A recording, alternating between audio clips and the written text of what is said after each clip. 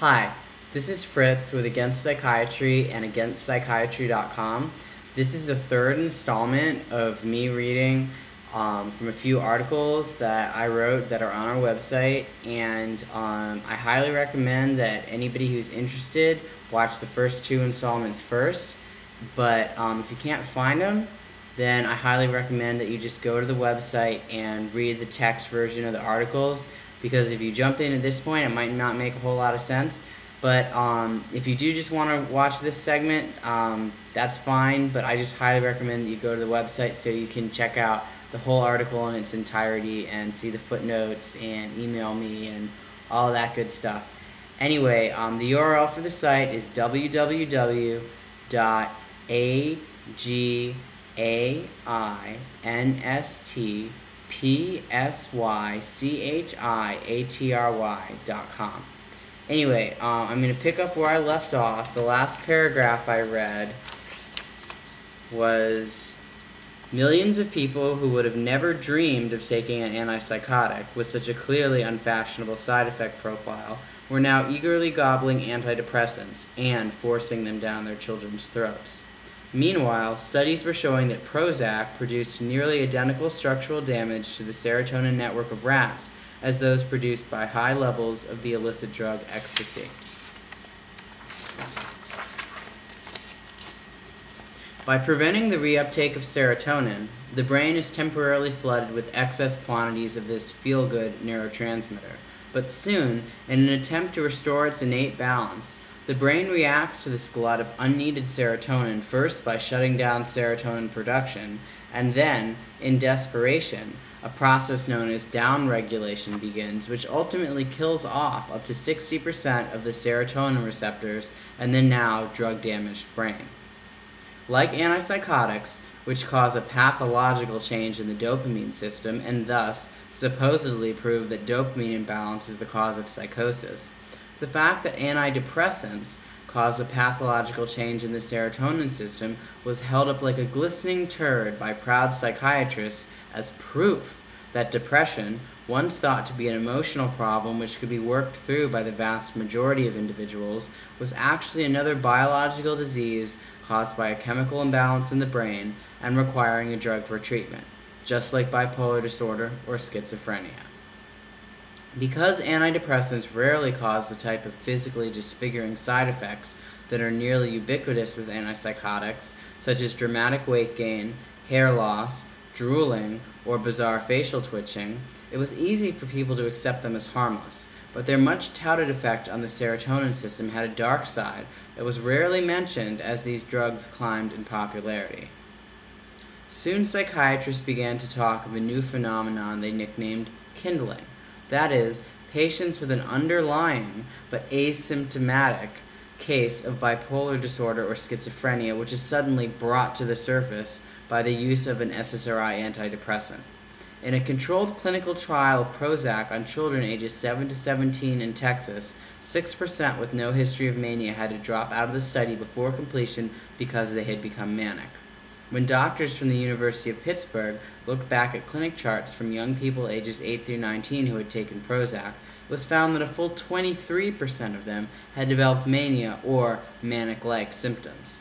In mainstream psychiatric literature intended for patients or for public consumption, it is never acknowledged that the brain-disrupting effect of the SSRIs might be causing people with no predisposition to psychosis or mania to develop these symptoms as a drug reaction. Instead, of course, it is maintained that these persons must have been severely mentally ill all along, their true psychotic natures hidden under a mask of near-normal depressive behavior. These people should be grateful to the SSRI that caused the true nature of their psychotic mania to emerge, because now they can get the treatment they truly require. That's right, we've come back full circle, back to old reliable, the antipsychotic drugs. According to an educational website for psychiatrists about mental illness by the makers of Zyprexa, who were recently revealed to have deliberately covered up the countless deaths and disabling complications caused by their popular second-generation antipsychotic drug, a full 30% of people presenting with depression actually have bipolar disorder.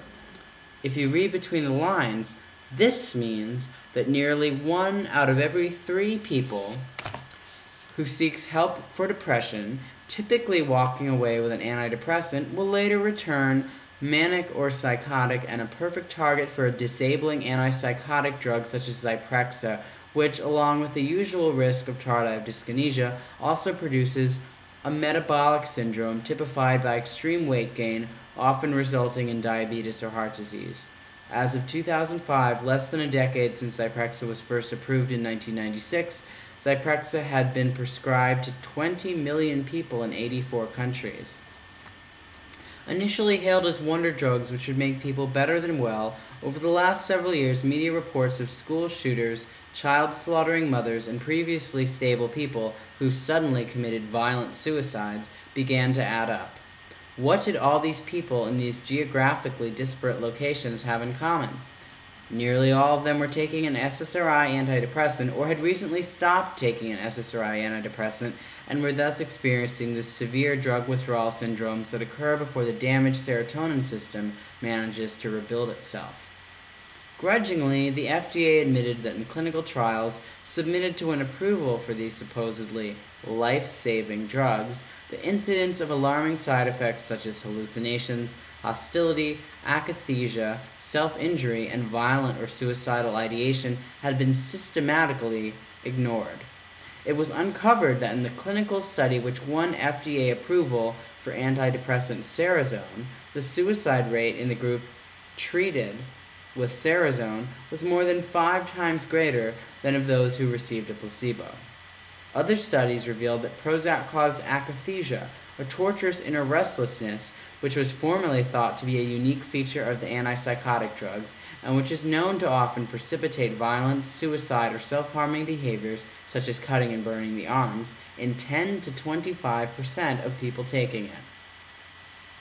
A study showed that children on SSRIs were twice as likely to experience suicidal ideation as others.